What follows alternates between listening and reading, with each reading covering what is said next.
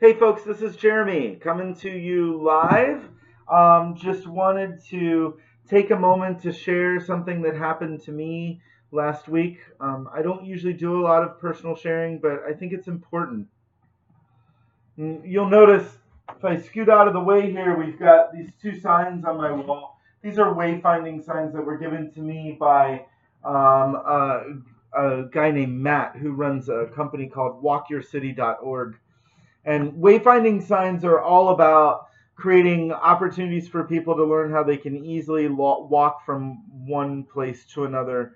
Um, and a lot of the work that I've been involved in, um, more so in my past, but definitely now with the Nebraska Walkable Communities Project that we work on and some of the other work that we do, is about helping advocacy be strengthened, either advocacy organizations that are working on walking and biking stuff or transit stuff. Sometimes it's even working with communities to identify ways to become more walkable and more bikeable.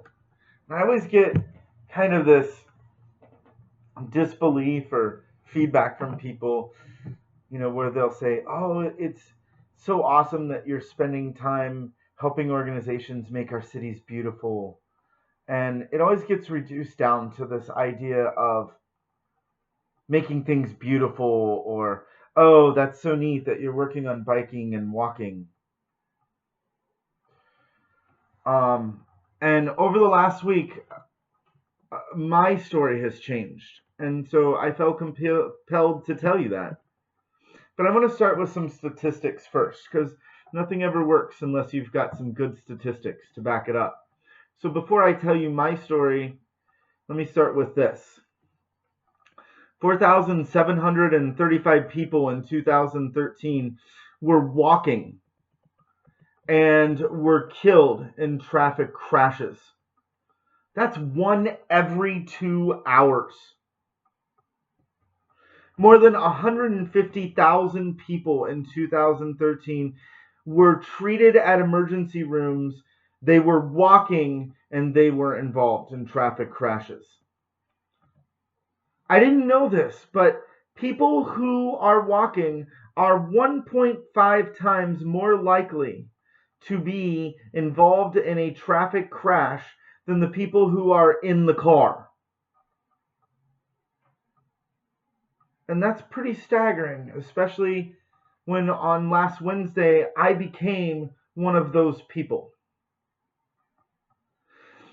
I weigh 225 pounds, and last Wednesday I was walking home from the park and I started to cross the street. I was on the left hand side of the street and I started to cross, and there was a car turning right, and I had the right of way, I had the light. However, he decided that at that moment he was going to go. And so my 225 pounds took on a car that weighs approximately 3,400 pounds. I got really, really lucky.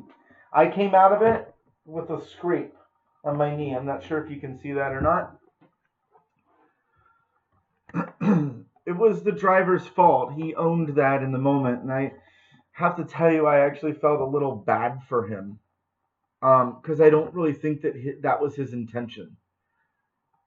He saw me on the corner. He looked to the left to make sure that he could go. Never bothered to look back to the right and see if I had started across the street. Had I not started banging on his roof or on his hood, he would have kept going. And I don't know what would have happened to me. And that, I think, is probably the most unnerving thing. Yeah, physically, I'm fine. Mentally, I'll be fine too. But to be honest, every time I walk down the street now, I am so much more aware and trying to make judgments of what these 3,000-pound vehicles are going to do. And that doesn't mean, by the way, that I should stop walking. So if that's something that you want to post in the comments, just keep that comment to yourself.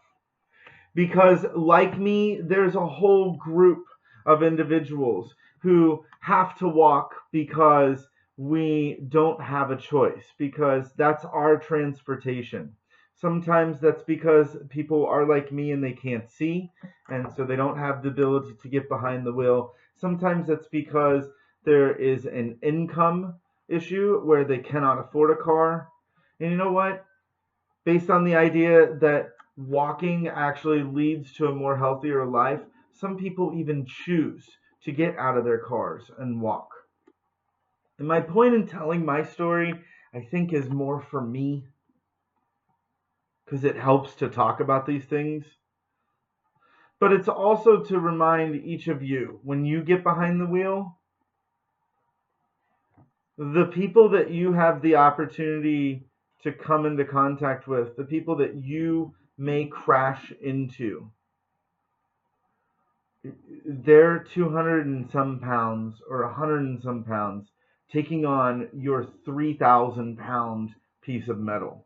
So please keep that in mind and stay aware.